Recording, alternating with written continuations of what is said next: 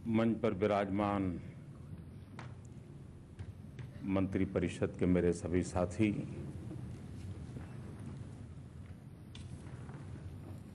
विद्यार्थी मित्रों और सभी गुरुजन, 5 सितंबर भारत के भूतपूर्व राष्ट्रपति डॉक्टर राधाकृष्णन जी का जन्मदिन शिक्षक दिवस के रूप में मनाया जाता है।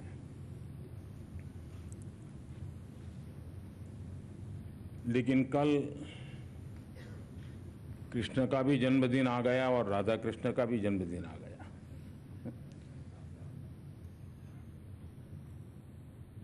और इसके कारण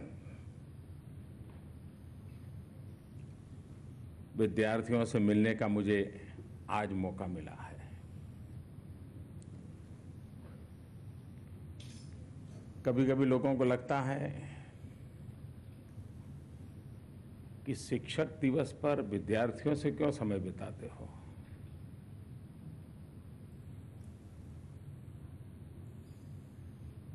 और मेरा अनुभव है कि शिक्षक की पहचान विद्यार्थी होता है। विद्यार्थी अपने कर्तृत्व से, अपने पराक्रम से अपने गुरुजन का नाम रोशन करता है। और शायद ही दुनिया में कोई ऐसा व्यक्ति होगा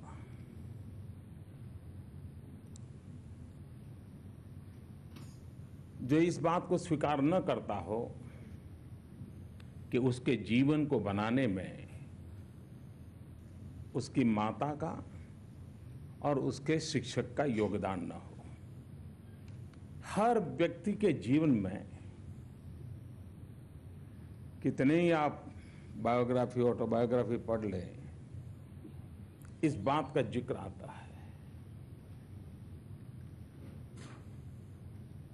मां जन्म देती है, गुरु जीवन देता है।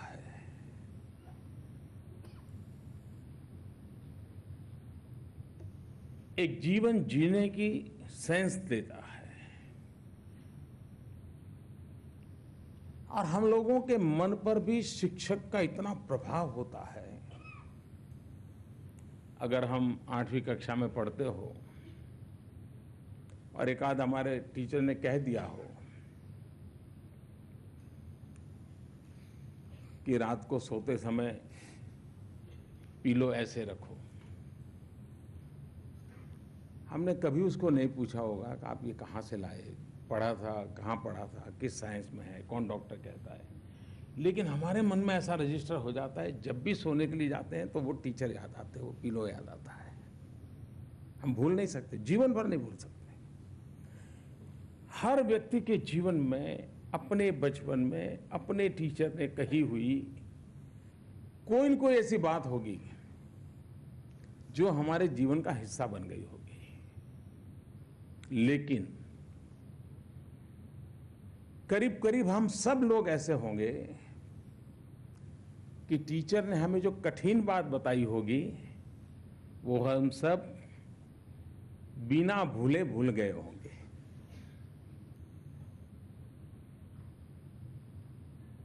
और इसलिए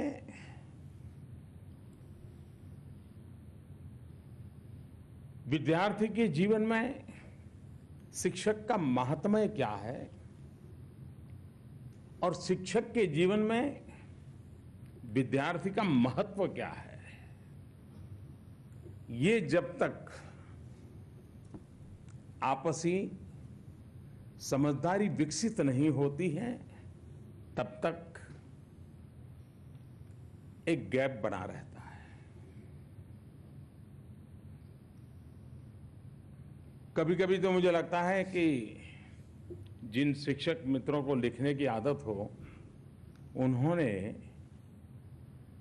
अपने जीवन काल के यादगार विद्यार्थियों के जीवन पर कुछ लिखना चाहिए कि जब मैं टीचर था तो 8वीं कक्षा में कैसा बच्चा था, ऐसा करता था, ऐसा व्यवहार था। तब पता चलेगा कि शिक्षक ने विद्यार्थी के जीवन में कितना वो इन्वॉल्व था। सिर्फ रिजल्ट आए और अच्छे मार्क्स लाने वाले विद्यार्थी दिखाई दें और बाकी विद्यार्थी नजर ना आए, तो मैं मानता हूं वो शिक्षक अधूरा है। उसके साथ जीने वाले, और हमें ये न भूलें कि एक उम्र के बाद विद्यार्थी सबसे ज्यादा, बालक सबसे ज्यादा समय किसी के साथ बिताता है तो अपने शिक्षक के साथ बिताता है, परिवार के साथ भी कम बिताता है। और ऐसे समय शिक्षक का बहुत बड़ा दायित्व होता है। डॉक्टर राधाकृष्णन जी जीवन के सर्वोच्च स्थान पर पहुंचने के बावजूद भी अपने भीतर के शिक्षक को उन्होंने अमर बनाए रखा था, उसे कभी मरने नहीं दिया। शिक्षक कभी उम्र से बंधा नहीं होता है। शिक्षक कभी रिटायर्ड हो ही नहीं सकता है, अगर वो सच्चा शिक्षक है तो। आपने देखा होगा कभी कभी गांव में दादा होंगे 80-90 साल के, लेकिन अगर वो टीचर रहे होंगे तो 90 साल की उम्र में भी पोते के पोतों को भी बैठ करके पढ़ाते होंगे। पोता कहता होगा कि अब सिलेबस बदल गया है, फिर भी दादा कहते होंगे नहीं ये पढ़ो। ये जो उसके रगों में शिक्षकत्व रहा है, वो उसे इस काम को करने की प्रेरणा देता है। हम लोगों को, हम में से बहुत लोग हैं और विद्यार्थी मित्र तो सभी हैं जिनको डॉक्टर राधाकृष्णन जी के जमाने में जीने का अवसर नहीं मिला। लेकिन अभी अभी हमें डॉक्टर अब्दुल कलाम जी को तो निकट से हम लोगों ने देखा है। वे भी भारत के राष्ट्रपति थे और बच्चों को बहुत प्यार करते थे, और यानी सचमुच में उनका वो पैशन था। उनको किसी ने पूछा था एक बार कि आप क्या चाहेंगे, लोग आपको कैसे याद रखें? तो डॉक्टर अब्दुल कलाम जी ने कहा कि लोग मुझे अगर याद रखना है तो टीचर के रूप में याद रखें।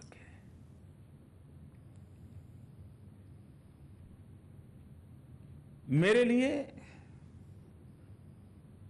अब ये उनके सिर्फ शब्द नहीं थे। राष्ट्रपति पद से मुक्त होने के दूसरे ही दिन वे चेन्नई चले गए और चेन्नई में जाकर के क्लासरूम में बच्चों को पढ़ाना शुरू कर दिया। और जीवन के अंतकाल में भी विद्यार्थियों के साथ अपने विचारों का विमर्श करते करते ही उन्होंने अपना देह छोड़ दिया।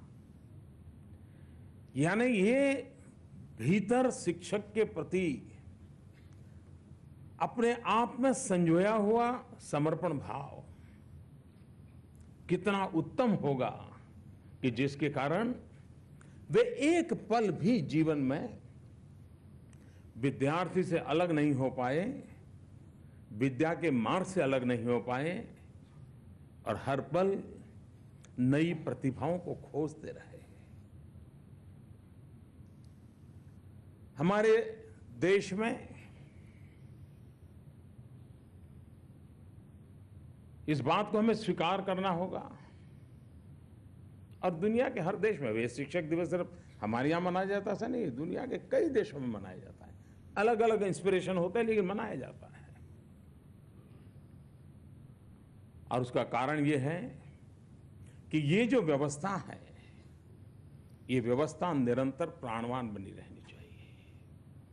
विद्यार्थी का शिक्षक के प्रति आदर, शिक्षक का शिक्षा के प्रति समर्पण, और विद्यार्थी और शिक्षक के बीच में एक अपनत्व का भाव, यही एक जोड़ी होती है जो न सिर्फ ज्ञान परोसती है लेकिन जीवन जीने की कला भी सिखाती है और सपने संजोने की आदत भी बनाती है।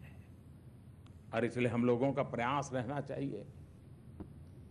और ये जरूरी नहीं है कि बड़े बड़े लोग ही उत्तम शिक्षक होते हैं, ऐसा नहीं होता है। मुझे कभी एक बार किसी ने अनुभव बताया था। एक आंगनवाड़ी में काम करने वाली महिला, आंगनवाड़ी की वर्कर, वो खुद 5वीं कक्षा तक पढ़ी होगी, ज़्यादा पढ़ी नहीं होगी, 5वीं 7वीं कक्षा में। और आंगनवाड़ी में वो गरीब परिवार के बच्चे आंगनवाड़ी में आते हैं, उनको 2 घंटे 3 घंटे गीत करना, खिलाना, खेलना, ऐसा ही छोटे मोटे कार्यक्रम रहते हैं आंगनवाड़ी में। लेकिन इस महिला में, आंगनवाड़ी वर्कर में, उन बच्चों के प्रति इतना लगाव था। गरीब होने के बाद उसने काम शुरू किया। देखिए संस्कार कैसे करता है टीचर।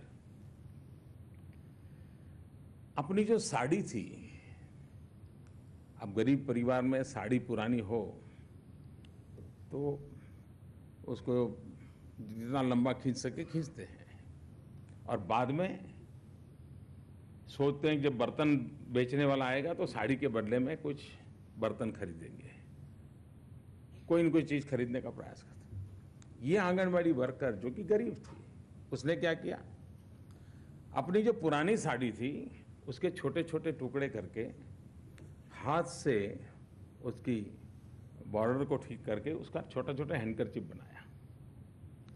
बाजार से वो अपने जेब के पैसों से सेफ्टी पिन ले आई, और उसके आंगनवाड़ी में जो 20-22 बच्चे आते थे, जब वो स्कूल आते थे तो उनके पास यहाँ पिन लगा करके वो हैंडकरचिप लगा देती थी, और बच्चों को समझाती थी कैसे हाथ पहुँचना, कैसे नाक पहुँचना, हैंडकरचिप का कैसे उपयोग करना, और रेगुलर सिखाती थी।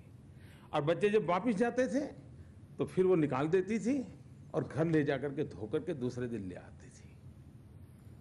आप मुझे बताइए कि एक टीचर ने उन बच्चों को, जीवन को कितना बड़ा संस्कार किया होगा। यानी ये जब इन्वॉल्वमेंट होता है, ये जब विद्यार्थी के प्रति भी शिक्षक का भक्ति भाव होता है, तब जाकर के सहज रूप से प्रवृत्ति बनती है, और उस प्रवृत्ति से हम जिस प्रकार का जीवन चाहते जीवन बनता है। जैसा एक कुम्हार मिट्टी का लौंदा लेकर के उसको संभालता भी है और शेप भी देता रहता है, एक हाथ से संभालता है, दूसरे हाथ से शेप देता है, टीचर भी एक एक बालक के जीवन को संवारता है।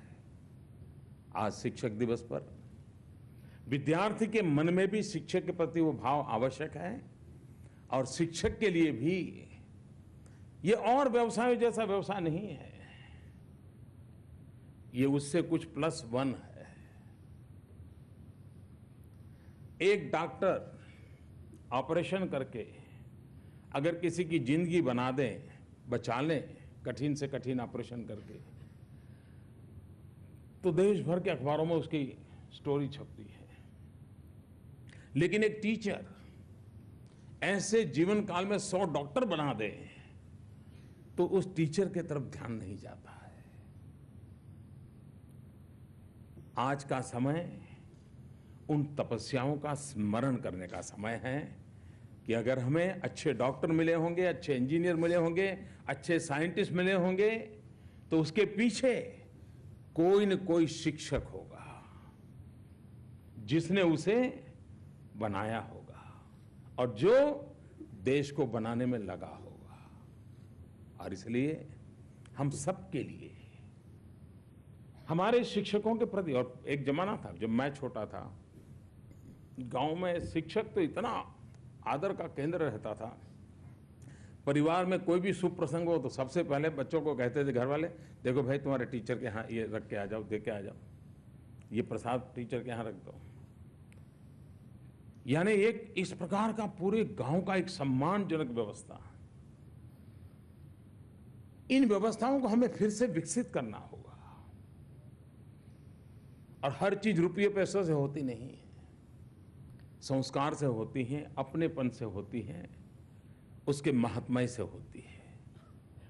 इस प्रकार के कार्यक्रमों के द्वारा उन चीजों को पनपाने का प्रयास है, एक व्यापक रूप में बने। शिक्षक दिवस पहले भी मनाया जाता था, लेकिन क्या होता था, कुछ स्कूल में होता था तो उस दिन एक आध टीचर अगर बड़ा उत्साही हो, इनिशिएटिव लेता है, तो सुबह असेंबली में डॉक्टर राधाकृष्णन के जीवन पर कुछ बता देता था, या तो फिर कहते थे कि भाई आज टीचर बनना है, तो विद्यार्थी भी क्या सोचते थे, टीचर बनना मतलब कपड़े बदलना। पहले स्कूल के यूनिफॉर्म में आते थे, तो आज कुछ टीचर जैसे कपड़े पहन के आना, बच्चियां हैं तो साड़ी पहन के आना, फिर क्लासरूम में जाकर के एक आध पीरियड पढ़ाना और खुशी करना। ये इससे आगे नहीं होता था। हमारी कोशिश है कि इस प्रेरक पर्व को हमारी व्यवस्थाओं में प्राण कैसे लाया जाए, व्यवस्था को प्राणवान कैसे बनाया जाए, इसका महात्म्य कैसे बढ़ाया जाए, और इसी के लिए कोशिश कर रहे हैं। मेरे लिए खुशी की बात है कि मुझे विद्यार्थियों के साथ गप्पा गोष्ठी करने का अवसर मिल जाता है, क्योंकि बालक मन जितना हमको सिखाता है उतना शायद कोई नहीं सिखा पाता।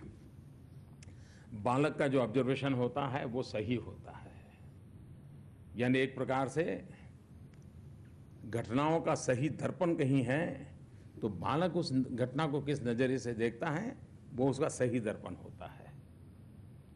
और उस देश भर के इन बालकों से आज मुझे बात करने का अवसर मिला है। मैं विभाग का आभारी हूँ। आज यहाँ 2 और काम हुए। एक डॉक्टर राधाकृष्णन जी का 125 रुपये का एक कॉइन, एक 10 रुपये का कॉइन, इसको भारत सरकार के वित्त मंत्रालय ने आज इसको देश के सामने रखा है। और दूसरा एक कला उत्सव की वेबसाइट का भी लॉन्चिंग हुआ। हमारे देश में कॉलेज के स्टूडेंट के लिए तो यूथ फेस्टिवल होता है, लेकिन अब वक्त बदल चुका है। हमारे छोटे छोटे बालकों में भी इतनी टैलेंट होती है, उनको अवसर मिलना चाहिए। और देश रोबोट तैयार करना नहीं चाहता है। हम कितने ही पढ़े लिखे क्यों ना हो, हमें कितना ही ज्ञान इंजीनियरिंग का, टेक्नोलॉजी का क्यों ना हो, लेकिन हमें रोबोट बनने से बचना है। हमारे भीतर संवेदनाएं हो,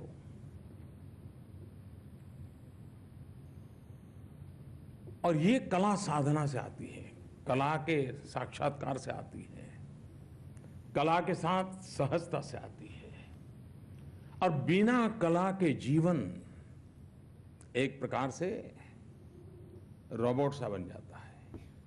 इस कला उत्सव के माध्यम से हमारे स्कूल के जो बालक हैं उनको अवसर मिले उनकी प्रतिभा को निखारने का। लेकिन ये सिर्फ नाट्य नृत्य का कार्यक्रम नहीं है, इसके अंदर एक कल्पना है कि कोई न कोई एक थीम हो। जैसे मान लीजिए हम एक बार थीम तय करेंगे, भाई बेटी बचाओ बेटी पढ़ाओ, तो उस कला उत्सव में जितने ड्रामा आएंगे उसी विषय पर आने चाहिए, गीत आए तो उसी विषय पर आने चाहिए, नृत्य आए तो उसी विषय पर आने चाहिए। तो पूरे देश में कला उत्सव के साथ साथ एक सामाजिक दायित्व का माहौल भी बनेगा। और इसलिए और उसको वेबसाइट पर रखा है। मैं चाहूँगा कि देश भर के सभी स्कूल के लोग इसके साथ अपने आप को जोड़ेंगे और कला उत्सव को सचमुच में एक उत्सव के रूप में तैयार करेंगे, मैं अपेक्षा करता हूँ। मैं फिर एक बार आज डॉक्टर राधाकृष्णन जी को नमन करता हूँ, देश के सभी गुरुजनों को नमन करता हूँ और सभी शिक्षकों से अपेक्षा करता हूँ कि हमारा काम है पीढ़ियों को बनाना, पीढ़ियों को बढ़ाना, वही देश को बढ़ाएंगे। उस काम को हम सब मिलकर करें, इसी अपेक्षा के साथ बहुत बहुत धन्यवाद।